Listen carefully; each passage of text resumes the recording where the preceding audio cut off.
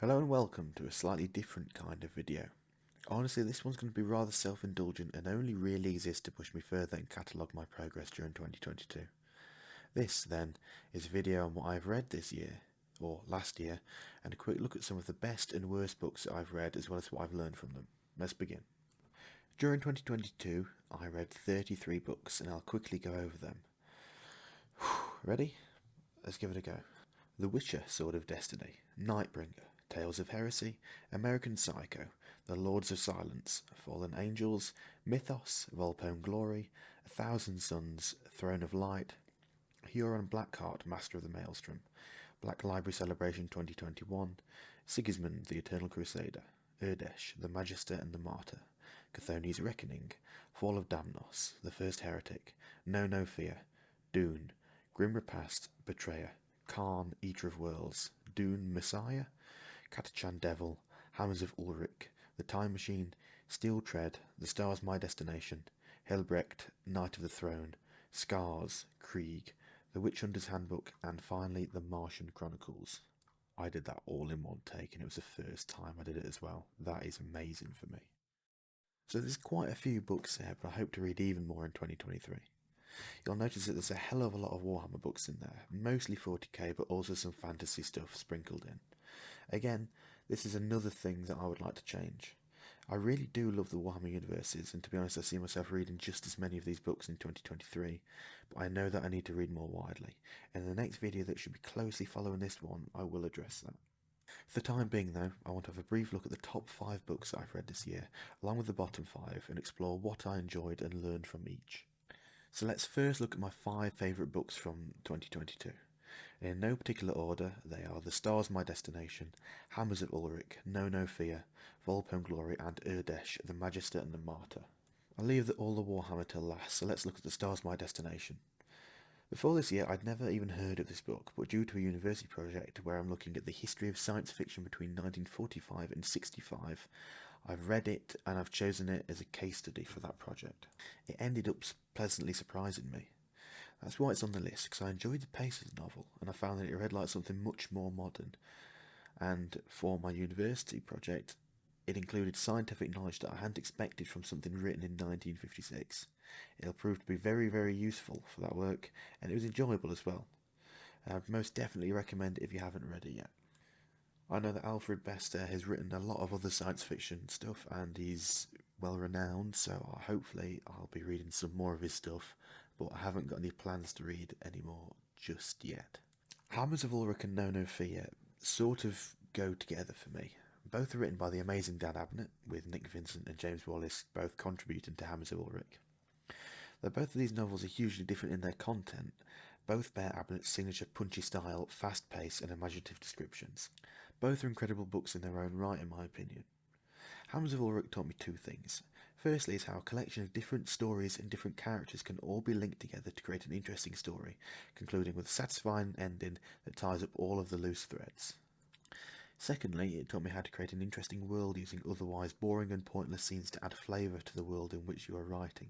I'll talk about this in another upcoming video, and though it might be a little while till you see it, it'll be called How to Read Books Like a Writer, or something like that. So look out for that at some point in the future. The best way to be aware of when we upload it is to subscribe and click that bell icon. Oh god, that was cringe. Know No Fear is similar to Hammers of Ulrich in a way. It's a fast-paced look at the betrayal at Kelth from the perspectives of multiple characters, showing a brutal cataclysm that would be the death of that planet. If you're a fan of Warhammer 40,000, it is a must-read, made even better if you've read some of the other key points in the rest of the Horus Heresy series up to that point. Abnett manages to create a cast of extremely likeable characters, such as Remus Ventanus, Aenid Thiel, and Elanius Pius, and this allows us to develop a connection to them even though the time we spend with them is somewhat limited.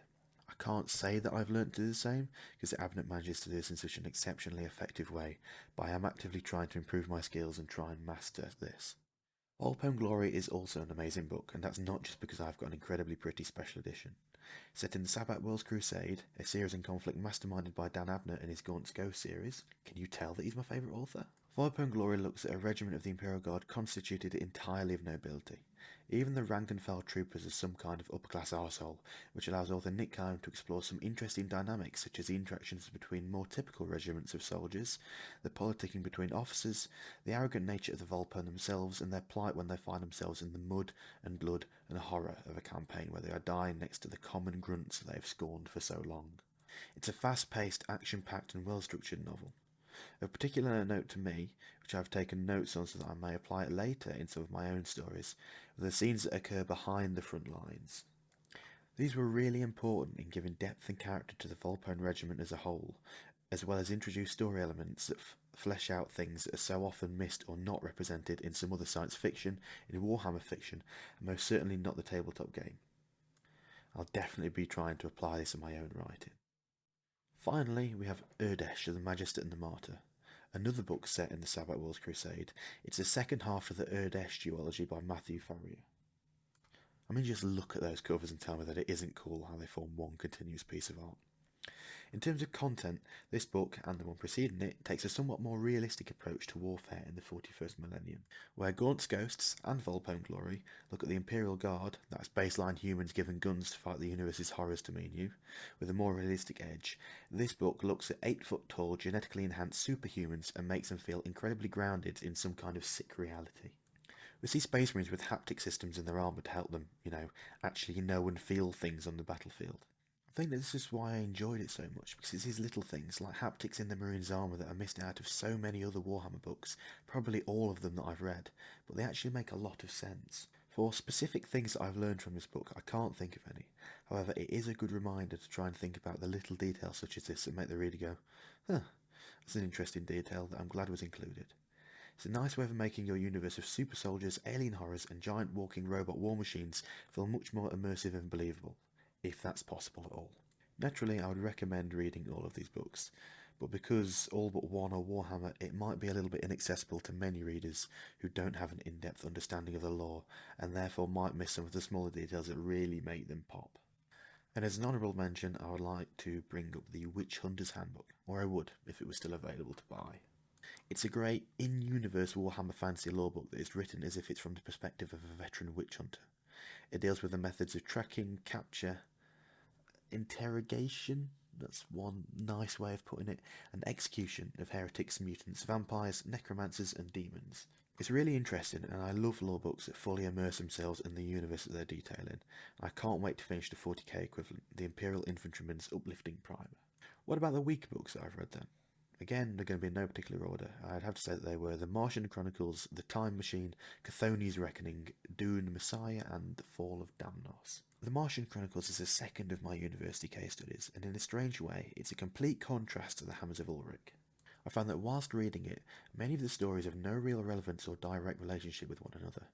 This made it jarring for me to read, as I was always bouncing around perspectives, never really joining together pieces of the puzzle or getting closure upon certain character arcs, which made it very dissatisfying in total. Very opposite of Abnett's novel then, which is fast-paced, engaging, and ties all of the disparate events and storylines together to make the reader fulfilled at the end of the journey that he just took you on. Additionally, I also don't really like Ray Bradbury's writing style in this book, though admittedly he does have his moments, in particular the last 2 or 3 stories. It definitely did feel aged to me, and therefore I just for whatever reason didn't really enjoy reading it. I'm sure that some of his other work's great, but at the moment I'm not in any particular rush to go out and read anymore.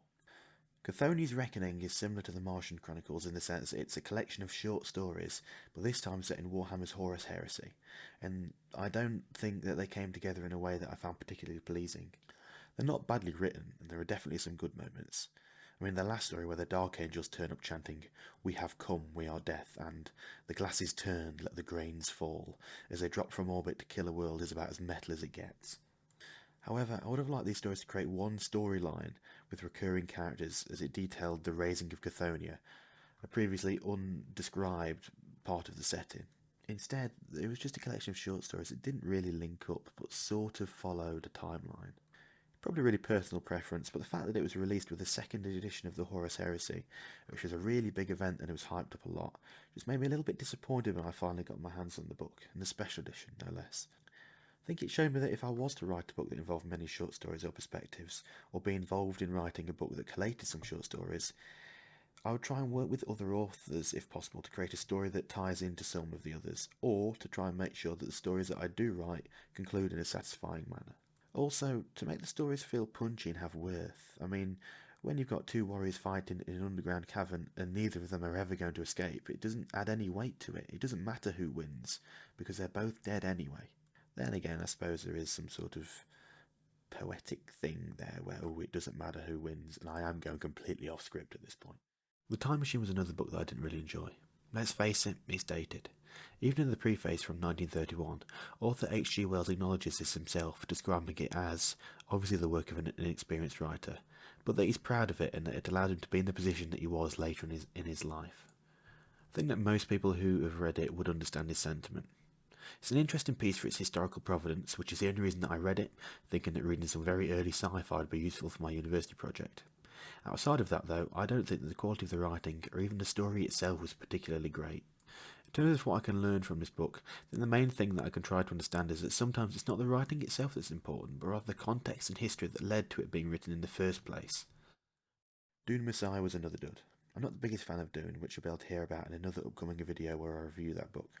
However, sticking to the second book in the series, it just didn't really do a whole lot for me. I dislike how some characters just fawn over the main character, Paul. It seemed to exist only to tell us how amazing he is. It's made even worse when they're returning characters who didn't do so in the first book. And it seems to be a recurring theme for me. I don't really like Herbert's writing style, and that's perhaps one of the main things about Dune and Dune Messiah that I just don't really gel with. For next year, I promise I won't use the excuse of not liking writing style as much, and I will try and analyse why I don't like it. I'll have to put more thought into it and identify exactly what it is. I am determined to finish the Dune series though, and I might even do all the prequels that Frank Herbert's son wrote, but it will take me a while. Years, definitely. Finally, Fall of Damnos was one of my least favourite books, and it was written by the same author who wrote Volpone Glory, and that man is Nick Kime. Written a good few years before the Big Beautiful Blue Book, Fall of Damnos was a real struggle for me to get through. My biggest issue was scale, how the Ultramarines sent 100 Marines to help defend a planet. An entire planet, with no Imperial Guard support and legions of undead aliens rising up from beneath the earth to lay claim to the planet of Damnos. It led me to finding the entire story not particularly immersive, and much of it was because of what 40k fans refer to as bolter porn, with the bolter being the primary weapon that Space Marines use. The point is that there was lots of glorified action following many of the tropes that is typical for earlier Warhammer novels, and this made the story very unengaging for me, and missed many of the more personal moments where we really get to know each of the characters. Space Marines often suffer from being somewhat two-dimensional, and that is just because of their nature. They're warriors and they exist to fight. Other emotions tend not to occur that much to them. From this book, I think that I've learned that action is good, as long as it's in the correct context and not just pushed into the book for sake of it, when something more interesting and complex could be written in its place. So these have been my best and worst books of 2022, but there were many others that I read, some good, some bad, some in the middle. I just didn't have time to talk about them all, and I'm fairly certain that nobody would have wanted to listen to me talk about them all anyway. And there was plenty more that I did read, but it's for university, mainly in the form of academic articles and chunks from monographs, but they don't really count for this, I feel. Besides, I don't think I have it in me to discuss the First Indochina War or Britain's involvement in the Korean War anymore. I will lose my mind. If I went the rest of my life without ever reading or speaking about any of those things again, I will die a happy man. I hope that you enjoyed this video then, and thank you for tolerating my self-indulgence in discussing this topic. Tell me how many books you've read in 2022, what were your favourites and which ones sucked. Quickly following this video will be one discussing what's on my shelf to read next year, or this year.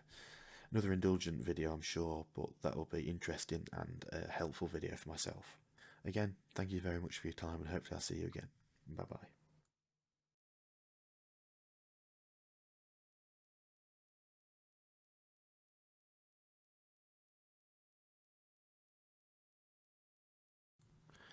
Should be all done, big man.